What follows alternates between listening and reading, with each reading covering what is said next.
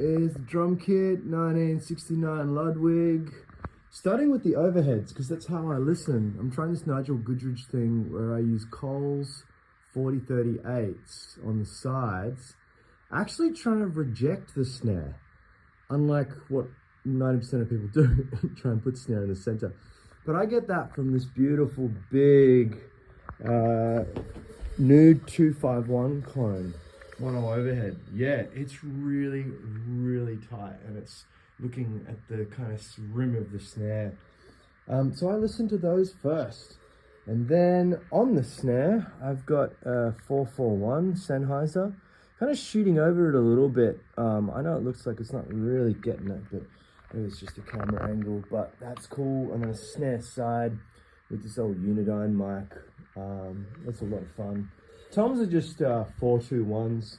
I'd prefer a Nude 414 and an OC818, but I'm using an old console that phantom power has been intermittent, so I'm just using some dynamics, and they seem to work well. Got the kick drum head off because a really famous act that I'm not going to mention was in the studio this week, and they took the kick head off, and it's pretty cool. And so I'm using a AKG D12 on loan from my friend Cam. Thanks, Cam. And a Yamaha sub kick. But what's really cool about the kick head off is that I could line them up exactly in line. So I think the phase is pretty awesome when I invert it. And then something that I've been playing around with are close room microphones.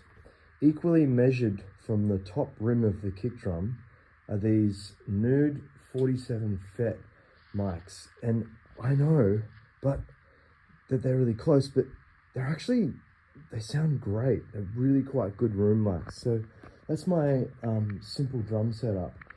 Where I'm coming in is this Neve console here. So you've got kick in, kick sub, snare top, snare side. That had to jump over there because the channel was dodgy. The three overheads, rack tom and floor tom, that had to jump a channel because the channel was dodgy. That's an old Neve Melbourn Console. Yeah, and then those extra 2 rooms are coming in on this Neve 1073 DPA, just to keep the Neve dream alive. And they sound like this.